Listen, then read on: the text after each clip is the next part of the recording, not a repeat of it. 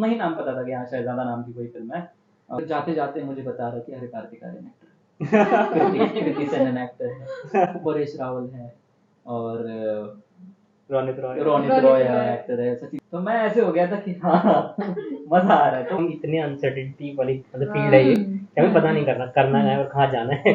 छोटे छोटे ड्रीम्स ऐसे हैं कि यार अभी 1 BHK में 3 लोग रह रहे हैं यार, अब नेक्स्ट थोड़ा सैलरी बढ़ेगा ना तो आई थिंक अपना खुद का रूम होना चाहिए। फिर थोड़ा सैलरी बढ़ेगा तो ऐसा होगा कि यार अब खुद का फ्लैट होना चाहिए। धीरे छोटी छोटी खुशियां हैं। ओनली मोटिवेशन अभी मुझे मिल रहा है वो ये है कि नहीं, कभी तो मैं एक बड़ा बॉलीवुड प्रोजेक्ट करूंगी। हाय, आज खजाक हार्टफेल्ट फिल्म्स में है हमारे साथ बडिंग फिल्म मेकर्स। इन लोग ने एक साथ पढ़ाई की है from SRFTI and I let them introduce themselves for you. Hello, मेरा नाम ओम है और मैं एनिमेटेड एडिटर और डायरेक्टर हूँ। मेरा नाम देवोश्री है, मैं शॉर्ट में बोलूंगी मैं प्रोड्यूसर हूँ।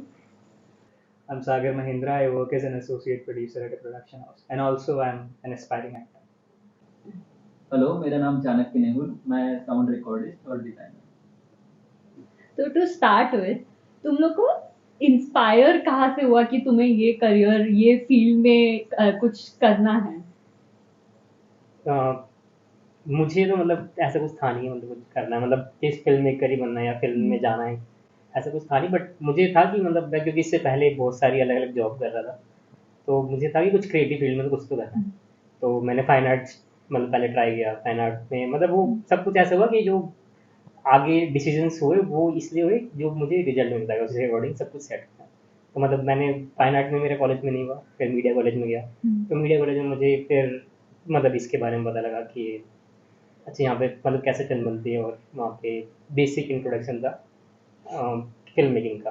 तो मैंने वहाँ से बेसिकली मेरी स्टार्ट हुई जर्नी, और बस सब कुछ एक्सीडेंटली हुआ। मतलब मैं कि मुझे पता लगा था यहाँ पे ये होता है, वहाँ चल उस जगह पे वो करते हुए चले गए, और ऐसे ही मुझे मतलब आगे की चीज़ें पता चलती रही। तो बेसिकली मीडिया में करियर बनाना था, फिर हाँ मतलब ये भी डिसाइडेड नहीं था, बट ये था कि नंबर आ गया मेरा, तो मैंने डिसाइड किया कि चलो इसमें ही परस्यू करते हैं।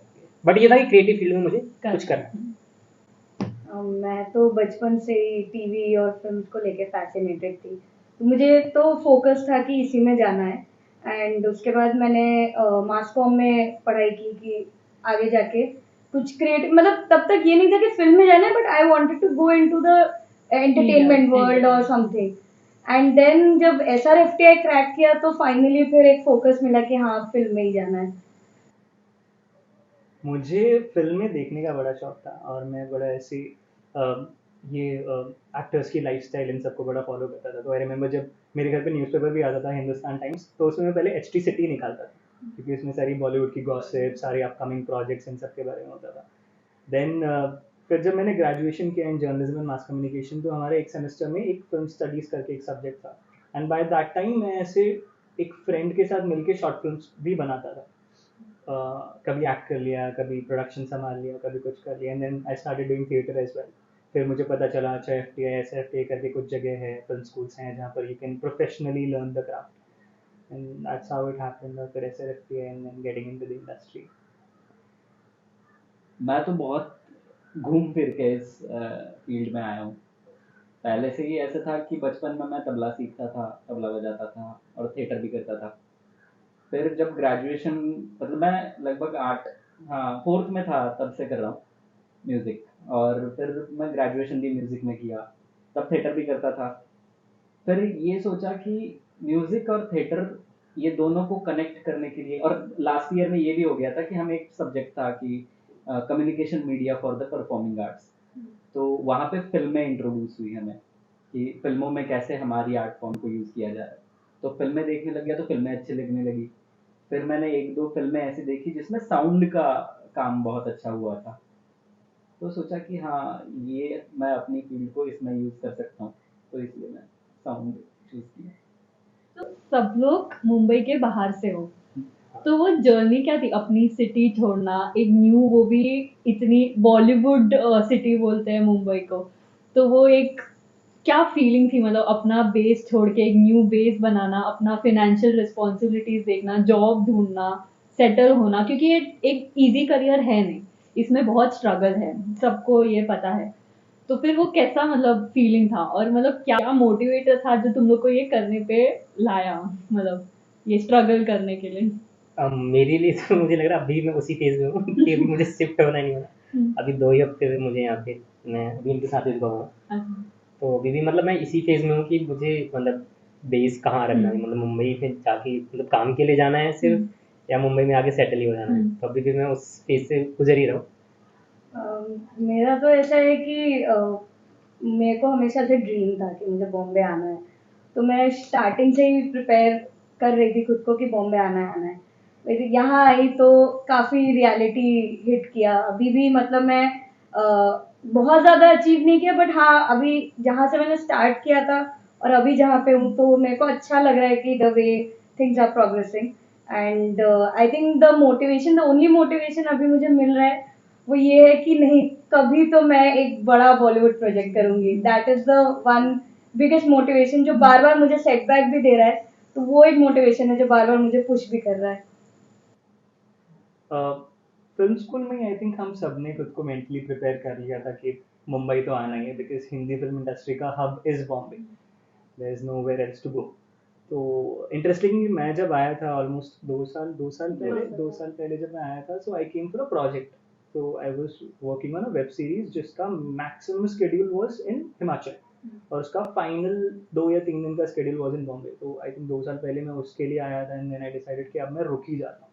तो मैं अपना पूरा ऐसे बोरिया बिस्तर लेकर आया था, एंड देन आई रिमेम्बर हम लोगों ने साथ में घर वर देखना शुरू किया। और फिर हाँ थोड़ा सा तो थोड़ा मुश्किल मुझे लगता है अभी सोच के कि हाँ यार इतना बड़ा decision of shifting from one place to the other थोड़ा मुश्किल था, but I think this is what we want, so अभी चाहिए तो फिर रहना पड़ेगा यहाँ पे। वो मतलब रहता ही है, मतलब ये क्योंकि हम इतने अनसर्टेनिटी वाली मतलब फील्ड है ये कि हमें पता नहीं करना है और कहाँ जाना है।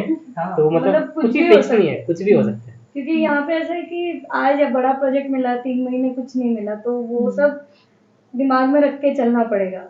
और सिर्फ तुम लोग के कनेक्ट्स नहीं होते, तुम लोग को कनेक्ट्स भी बनाना पड़ता है, नेटवर्किंग करना पड़ता है, काफी कुछ होता है। हाँ। और नॉर्मल जॉब में कैसे मंथली पता रहता है कि इतना आने वाला है, Right, तो यू exactly. Can plan. हाँ। बट इसमें देयर आर अनसर्टेनिटीज की नेक्स्ट पैसा, नेक्स्ट बिल कहाँ से भरे। You cannot deny the fact that Bombay is expensive. Correct. Bombay is Yeah. very expensive. मतलब this is coming from someone who is from Delhi. Delhi भी इतना expensive नहीं है, हाँ। मतलब रहने में तो नहीं है। जितना रेंट या जितना बाकी हाँ। कॉस्ट ऑफ लिविंग यहाँ पर है, तो वो एक बड़ा झटका जब मिलना शुरू होता है। और स्टार्टिंग में anyway you are getting very less money, ठीक है। इंडस्ट्री में ऐसा ही है कि मतलब सुनने में ऐसा बहुत लगता है कि अच्छा उस एक्टर ने 20 करोड़ चार्ज किए, 25 करोड़ चार्ज किए, but when you enter the industry किसी भी प्रोफेशन में, जैसे हम लोग एज एन असिस्टेंट प्रोड्यूसर या कुछ भी, so we get a very like minimum amount of salary. तो उसमें खर्चे निकालना अपने आप में एक बहुत बड़ा टास्क है। वो तो अभी भी हम लोग फिगर आउट कर रहे हैं। मतलब अभी छोटे छोटे ड्रीम्स ऐसे हैं कि यार अभी 1 BHK में 3 लोग रह रहे हैं यार, अब नेक्स्ट थोड़ा सैलरी बढ़ेगा ना, तो आई थिंक अपना खुद का रूम होना चाहिए। फिर थोड़ा सैलरी बढ़ेगा तो ऐसा होगा कि यार अब खुद का फ्लैट होना चाहिए। धीरे-धीरे छोटे पैसा छोटे आएगा। छोटी छोटी खुशियाँ हैं। हाँ वो ऐसे और प्रॉब्लम। मैंने कभी सोचा नहीं था, पहली चीज तो मैं कभी बॉम्बे आऊंगा और मुंबई आऊंगा।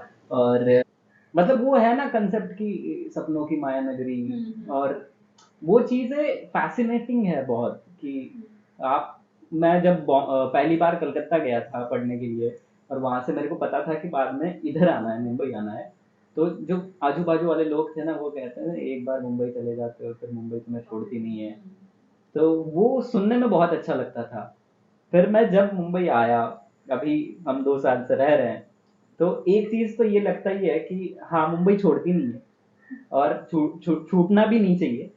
पर जो अभी जो बातें हो रही है कि स्टेबिलिटी और तुम्हें अपने पैशन को फॉलो करने के लिए क्या क्या करना पड़ता है, एडजस्टमेंट कैसी कैसी है, वो सारी चीजें धीरे धीरे करके सीख जाते हैं कि हाँ आज ये है तो कल वो होगा, और वो पाने के लिए क्या करना है। बॉम्बे के बारे में ना एक बड़ी इंटरेस्टिंग चीज मुझे लगती है कि मतलब बाकी शहरों के मुकाबले यहाँ पर लोग ना ज्यादा होपफुल है।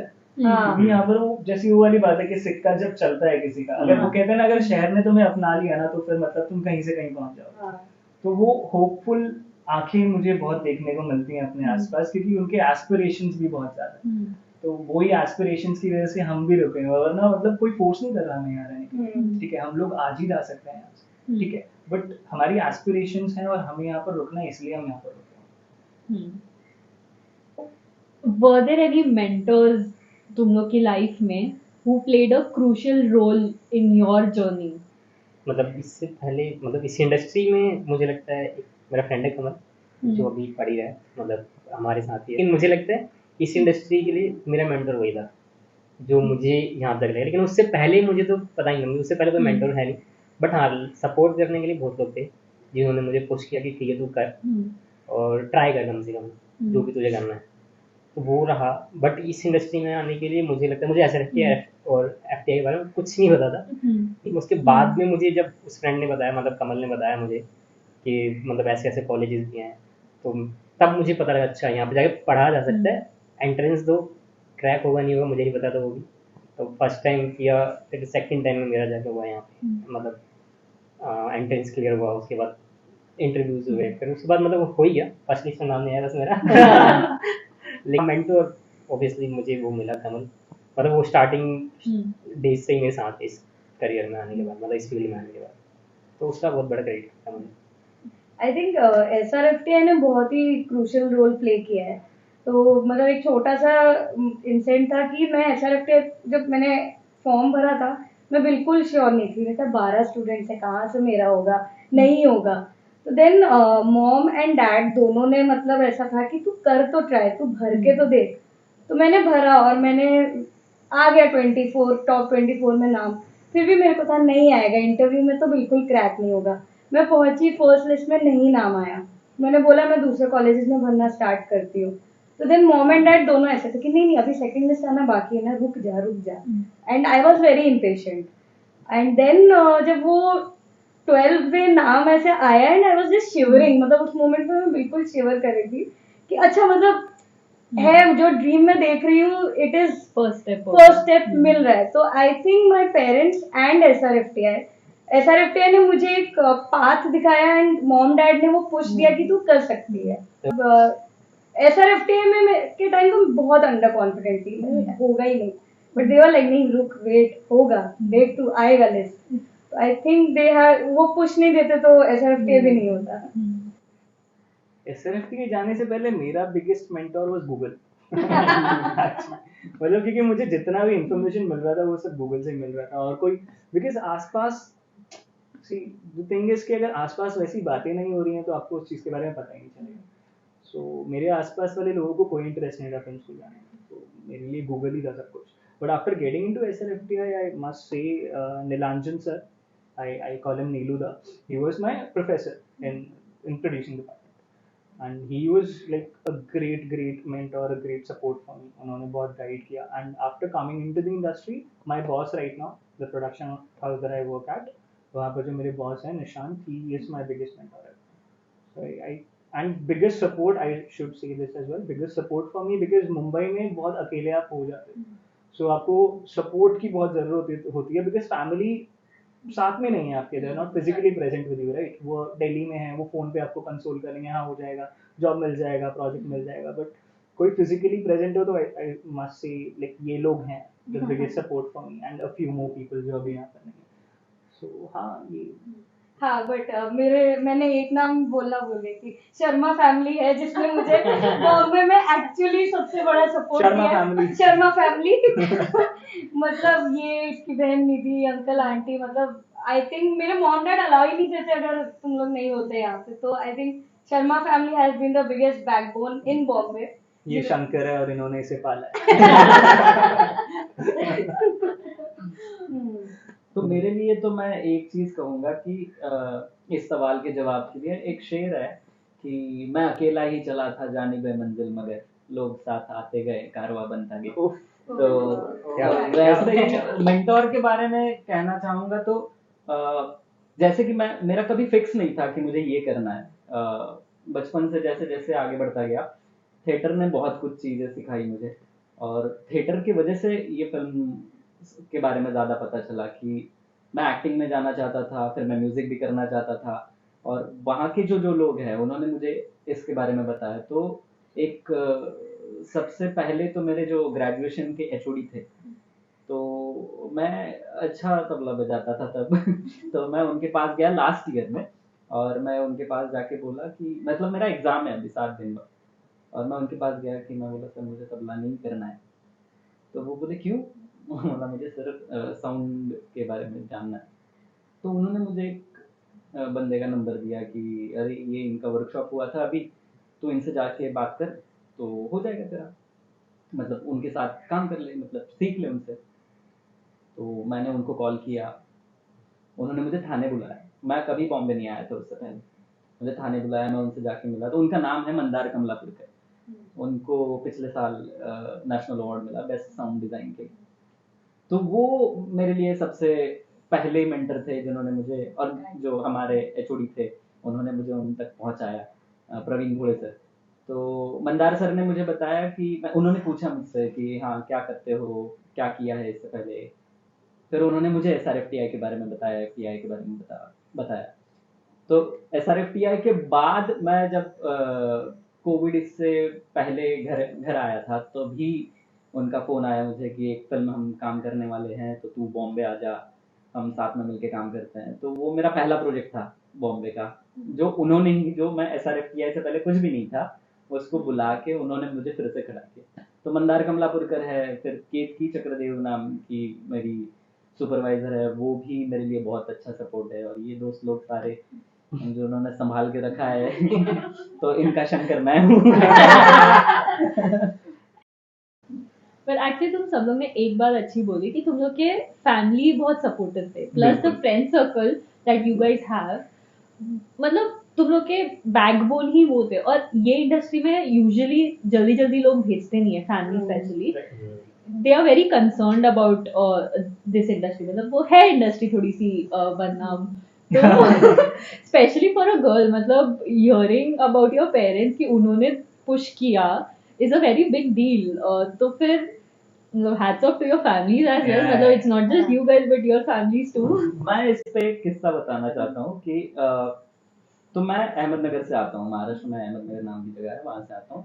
अहमदनगर में मेरे पापा आर्मी में थे, तो मेरा ऐसा था कि मैं बचपन से सपना था आर्मी में जाऊँ, क्योंकि पापा को मैं देखता था आर्मी में जाऊँगा। फिर वो धीरे धीरे चेंज होते होते ये हुआ कि नहीं अभी मैं एक्टर बनूंगा, थिएटर करने लगा तब। फिर बाद में ऐसा हुआ नहीं मैं म्यूजिक तबला प्लेयर बनूंगा। तो मैंने साइंस छोड़ के आर्ट्स में जब शिफ्ट किया, तब मेरा सबसे बड़ा सपोर्ट मेरे घर वाले थे कि नहीं हाँ कोई दिक्कत नहीं है, साइंस नहीं करना है, आर्ट्स में जाना है जा, ठीक है। वो होने के बाद मैं जब एसआरएफटीआई पहुंचा, 2 साल में एसआरएफटीआई में रहा। फिर 2 साल बाद मेरे घर वाले मुझे मिलने कलकत्ता आए, कि पहली बार वो कलकत्ता आ रहे थे मिलने। तो वो आए, उन्होंने, मैं फिर उनको इंस्टीट्यूट घुमा रहा था, मेरा डिपार्टमेंट दिखाया, साउंड डिपार्टमेंट। तो वहाँ पे मिक्सर रखा हुआ था, स्पीकर्स थे। तो मैं पापा को और मम्मी को बोला कि मैं ये काम, तब उन्होंने मुझे से सवाल पूछा कि तू तबला नहीं बजाता? मतलब 2 साल से मैं क्या कर रहा था वो उनको पता नहीं था, पर फुल सपोर्ट था कि तू जो भी कर रहा है कर। मेरे साथ भी ऐसा ही था। मेरी मम्मी एसआरएफटी में मैं producing, I specialise in producing, लेकिन मेरी मम्मी पूरी कॉलेज में बोलती थी वो एक्टिंग करने की। तो मैं जब वापस जाता था ना, ऐसे मिड टर्म ब्रेक हुआ या कुछ हुआ, मैं वापस जाता था तो मेरे ऐसे कॉलोनी के लोग, अरे तेरी फिल्म कब आ रही है, आंटी ने बताया तू एक्टिंग करता नहीं मैं तो प्रोड्यूसिंग की पढ़ाई कर रहा हूँ। अच्छा ठीक है। बट आंटी को पता था एक्टर बनेगा। मेरी मम्मी मेरी मम्मी को ना हमेशा से ये बिलीफ है, पता नहीं क्यों, मैं चाहता भी हूँ वो सच हो जाए टचवुड, कि तू एक्टर ही बनेगा। वो मुझे हमेशा से बोलती आ रही थी तू बनेगा। और मेरा ये था कि so I applied for SRFTI and FTI. FTI में मैंने एक्टिंग के लिए अप्लाई किया था, लेकिन मेरा नाम वेटिंग लिस्ट में था तो वो क्लियर नहीं हुआ। तो फिर मैं एसआरएफटी में प्रोड्यूसिंग करने लग गया, तो मैं एक्टिंग एकदम ऐसे पूरा ऐसे बैक सीट पे चला गया। मैंने कुछ उस पर ध्यान नहीं दिया, ना ऑडिशन देना कुछ ना। तो मम्मी को तब भी था कि तू करेगा। और इंटरेस्टिंगली बाद में जाकर project that I was working on as an assistant producer, उसमें मुझे एक एक्टिंग की अपॉर्चुनिटी मिली एज अ प्राइमरी कैरेक्टर। तो मम्मी अभी भी मुझे बोलती है कि तू कितना ही प्रोड्यूसिंग कर ले, मुझे पता है तू एक्टर ही बनेगा। तो मुझे कई बार लगता है कि यार ठीक है बनेगा। नहीं, बात वही है ना कि उनकी जो सच्चाई है उसके पीछे उनको लगने की, मतलब भले ही नहीं पता है कि लड़का क्या कर, मेरे घर वालों को आज भी नहीं पता है कि मैं साउंड में क्या करता हूँ। कि मेरे पापा को एक दिन किसी ने पूछ लिया कि क्या करता है, बोला वो म्यूजिक करता है। तो मैं म्यूजिक नहीं करता पर उनको लगता था ऐसे। बहुत सारी चीजें बहुत लोगों को समझ में भी नहीं आता है, पर उनका जो अभी हम अपने पेरेंट्स को वैसे भी एजुकेट करते जा रहे हैं कि हाँ, हाँ हाँ। नहीं हमें एग्जैक्ट ये काम करते हैं और उनका किसी भी चीज को लिए सपोर्ट है, वो सबसे बड़ी बात है। मेरे घर पे भी यही है, मतलब मेरे घर वालों को पता नहीं है मैं एग्जैक्टली करता क्यों। उनको नहीं पता है, बस उनको पता है कि हाँ कुछ तो कर रहे हैं, तू पैसे कमा रहा है ना, भूखा नहीं मर रहा ना, बस उनको यही चिंता है कि बस तू मतलब भूखा नहीं मरेगा। वो जाकिर खान भूखा का नहीं एक मरेगा। ये भी है, जाकिर खान ने बोला था ऐसे कि तुम्हारे माँ बाप तुम्हारे पैशन के खिलाफ नहीं है, वो बस तुम्हें भूखा नहीं देख सकते। तो वो वाली चीज है। मेरा तो ऐसा है कि मैं स्मॉल टाउन से हूँ, तो मम्मी पापा को तो ऐसा था कि इसको फिल्म में जाना है, ठीक है, ये जो भी करे हम सपोर्ट कर रहे हैं। बट हाँ, थोड़ा सोसाइटी में ऐसा है कि अरे कैसे फिल्म में भेज रहे हो आप, क्या कर रहे हो, इसको टीचिंग वीचिंग में भेजो, ये कर रहे हो। नहीं नहीं, करने दो, इसको फिल्म में जाना है, घुसने दो। फिर फाइनली जब SRFTI से निकल के जब यूट्यूब वगैरह में मैंने अपनी फिल्म डाली, सब किया, देन मैं जब पहुंची, ये अपनी फिल्म में रोल लेगी क्या?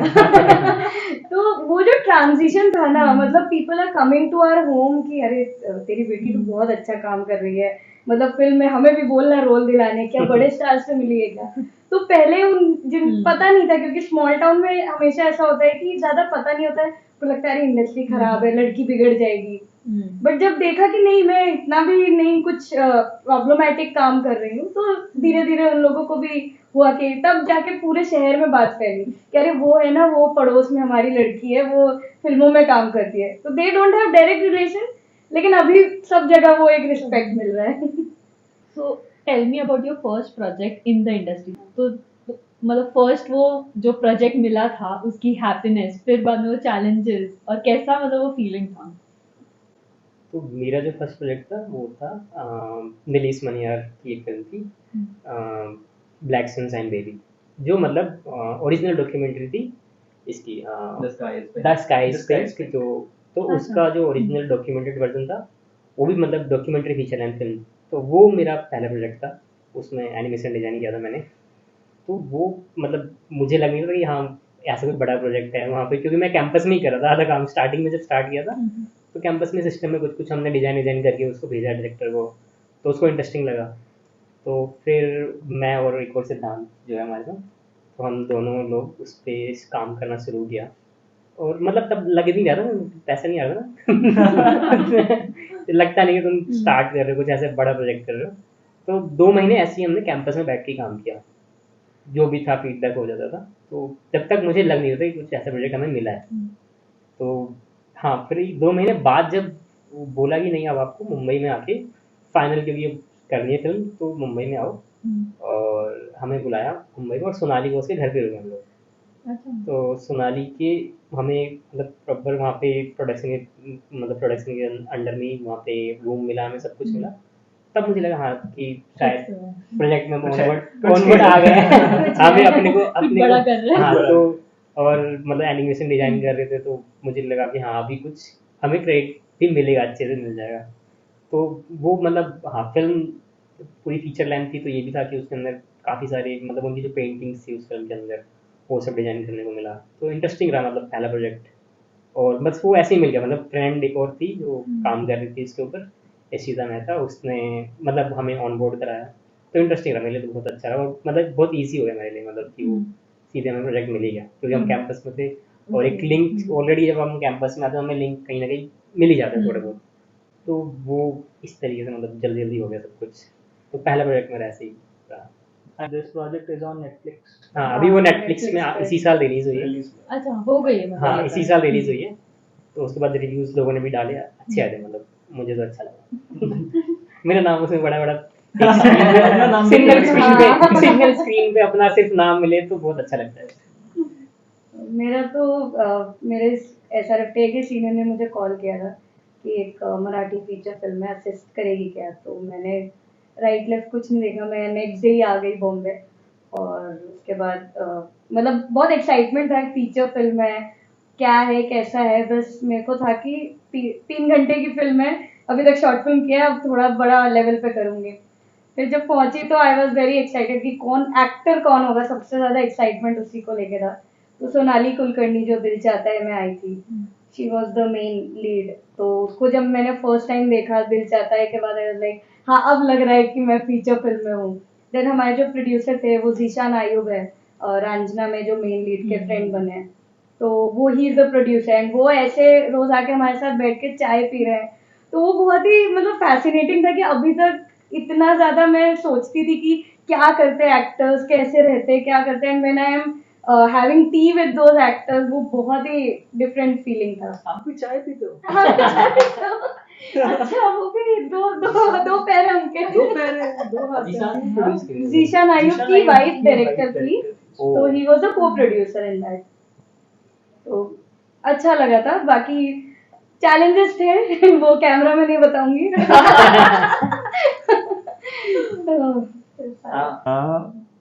So this was after the first wave of COVID-19. मुझे प्रोड्यूसर का कॉल आया, he is also a senior from SLFTA। तो उन्होंने कहा कि हम working on a web series और हिमाचल में हम लोग शूट करने वाले हैं। तो हिमाचल सुन के ही मैं इतना खुश हो गया था कि अरे यार पहाड़ों में रहने को मिलेगा। तो विद इन अ वीक मैं देहरादून पहुंच गया जहां हम लोग पहले शूट करने का प्लान कर रहे थे, और फिर pre production and all. So I joined as an assistant producer. हालांकि eventually I got to play a primary character as well, but that is a different story. लेकिन ऑल इन ऑल वो पहले project का experience, the scale, the magnitude, वो सब देख के बड़ा ऐसे अच्छा लग रहा था। ऐसा लग रहा था फाइनली, बिकॉज उससे पहले सारी स्टूडेंट्स फिल्म की थी तो उनका एक लिमिटेड बजट, लिमिटेड सेटअप के साथ, बट वो पहली बार देख के it was like a surreal feeling कि ओके। मेरे साथ तो ऐसा था कि वो पहले उनका फोन आया था मंदार सर का कि बॉम्बे एक फिल्म स्टार्ट हो रही है, तो उन्होंने मुझे बुलाया। मेरा बॉम्बे में कोई रिश्तेदार नहीं रहता। फिर मैं आया और मुझे कुछ पता नहीं था स्टोरी क्या है, कौन होगा, मुझे बस ये पता है कि मुझे काम क्या करना है। तो वो ऐसा था कि हम कॉलेज में भी वही काम करते थे, इधर आके भी वही काम करना, ऐसे था। बिल्कुल ये नहीं पता था कि किस लेवल का प्रोजेक्ट है। और फिर मैं गया, हमने सेशन बनाया, वीडियो इंपोर्ट किया, और मैंने पहला चेहरा देखा तो मैं जिस कॉलेज से ग्रेजुएशन किया हूँ उसी कॉलेज की मेरी एक सीनियर अंजलि पाटिल, वो उनका चेहरा दिखा। तो वो एक्ट्रेस है, उन्होंने काला में भी काम किया है और न्यूटन में भी काम किया है वो एक्ट्रेस। स्टार्ट करते वक्त वो आ गई, उन्होंने मुझे देखा, तू यहाँ पे कैसे? मैंने उनको देखा, आप यहाँ पे कैसे? तो ऐसा सीन हो गया था। वो पहला बड़ा प्रोजेक्ट ऐसे लगा था कि वो अंजलि ताई है, फिर वैभव तत्वादी मराठी फिल्मों में बहुत अच्छे एक्टर है वो थे, और मोहन आगाशे बहुत सीनियर एक्टर है वो थे। तो वो पहला एक्सपीरियंस बहुत बढ़िया था। मैं इसके बाद एक और एक एक्सपीरियंस बताना चाहता हूँ कि पहला प्रोजेक्ट कर लिया, फिर घर चला गया, दोस्तों ने बहुत सपोर्ट किया। मैं 18 दिन निखिल और कृणाल नाम के मेरे दो दोस्त हैं, उनके घर पे रहा। तो ये हो गया, फिर मैं घर चला गया, कोविड आ गया। फिर कोविड में सबका ऐसे हाल हो गया था कि काम नहीं है, कॉलेज में भी कुछ इनपुट नहीं हो रहा है, तो ऐसे बहुत सर खा रहे थे। तो मैंने रैंडम हमारे एक सीनियर है उनको मैसेज कर दिया कि सर मुझे आपसे मिलना है, कुछ आपका अगर प्रोजेक्ट होगा तो बताइएगा। तो उनका 1 महीने में रिप्लाई आ गया कि अरे सुन ना, एक फिल्म कर रहे हैं हम दिसंबर में, दिल्ली में शूट है, 25 दिन का, आ जाएगा? मैं हाँ हाँ सर आ जाऊँगा। मुझे उन्होंने फ्लाइट का टिकट भेजा, वो टिकट भेजा, मेरे को पता नहीं है कौन है क्या है। फिर हम चले गए वहाँ पे, जो बूममैन थे योगेश दादा, उनसे बातें हुई तो मुझे पता चला कि अला वैकुंठपुरम जो अल्लू अर्जुन की फिल्म है, उसका हिंदी रीमेक शहजादा, ये हम शूट करने जा रहे हैं। और मुझे शहजादा इतना ही नाम पता था कि हाँ शहजादा नाम की कोई फिल्म है, और हिंदी फीचर फिल्म है। फिर जाते जाते मुझे बता रहा कि अरे कार्तिक आर्यन एक्टर, कृति सेनन एक्टर है, परेश रावल है, और रोनित रॉय एक्टर है, सचिन खेडेकर एक्टर है, राजपाल यादव है। तो मैं ऐसे हो गया था कि हाँ मजा आ रहा है। तो वो पूरा शहजादा का पूरे शूट में मैं लगभग था 95% ऑफ द शूट।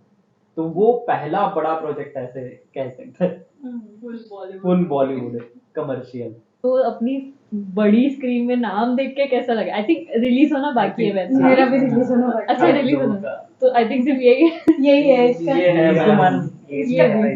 हाँ, पहली बार जब मैंने देखा था ऐसे अपना क्रेडिट्स में नाम, तो ऐसे हो गया था मैं कि कुछ तो कर, कुछ तो किया है भाई मैंने। साइड में बैठा पता भी नहीं कौन, ये मैं हूँ। मैं इस मामले में बहुत लकी हूँ, मैंने कभी अपना credits first day first show नहीं देखा है। तो मेरा एक दोस्त है, मेरा बेस्ट फ्रेंड, वो हर बार मेरी फिल्म देखेगा, वीडियो खींचेगा और मेरे को भेजेगा। तो वो जो फीलिंग है ना, वो बहुत बढ़िया लगती है। तो उससे मुझे पता चलता है कि मैं उस फिल्म में हूँ या नहीं हूँ। और what is the best thing about your field जो तुम लोग को लगता है? मुझे लगता है कि जब हम कैरेक्टर के दिमाग में घुस जाते हैं ना, जैसे मैंने अभी पीछे फिल्म देखी थी जलसा, तो मुझे लगता है कि हाँ, पहली मेरी फिल्म कुछ इस तरह की होगी जिसमें कैरेक्टर, जब हम स्क्रीन पे सिर्फ कैरेक्टर दिख रहा है, लेकिन जब आप उसके बैक इन द माइंड क्या क्या चल रहा है, जब आप वो फील कर पाते हो ना, सामने ऑडियंस जब फील कर पाते हैं, मुझे लगता है उससे बड़ा कुछ नहीं हो सकता। वो मैजिक है, मतलब वहाँ पे मुझे लगता है वो अचीव अगर किसी ने कर लिया तो एक अच्छा फिल्म मेकर बन सकते हो, क्योंकि वो क्यों आपको सिर्फ कैरेक्टर जो स्क्रीन देख रहे हो वही नहीं है, उसके साथ क्या क्या चल रहा है पीछे दिमाग में, वो सब आप फील कर पा रहे हो। तो जो मैंने जलसा में मैंने खुद जो फील किया था, मुझे लगता है वही मैं सब ऑडियंस अगर फील करा पाऊँ कभी किसी दिन, तो बड़ी अच्छी बात होगी। मुझे तो ऐसा लगता है कि हम कहाँ तक इमेजिन कर सकते हैं उसकी कोई लिमिट नहीं है। मतलब वो मुझे बहुत बेस्ट पार्ट लगता है। अभी मैं एक स्क्रिप्ट पे काम कर रही हूँ जिसपे मेरा एक फ्रेंड है आदित्य, हम दोनों मिलके एक स्क्रिप्ट लिख रहे हैं। तो जब डिस्कशंस हम स्टार्ट करते हैं ना, तो तब खुद को एक्सप्लोर कर पा रहे हैं कि अच्छा, मतलब मैं यहाँ तक भी सोच सकती हूँ एंड इसके बियॉन्ड में हम जा सकते हैं। बिकॉज रियलिटी से बाहर निकल के कुछ आउट ऑफ द वर्ल्ड सिर्फ हम फिल्म्स में ही दिखा सकते हैं। फिल्म्स और जो भी क्रिएटिविटी होता है उसी में दिखा सकते हैं। तो I think that is the very beautiful part कि we have no limit. That's what I like.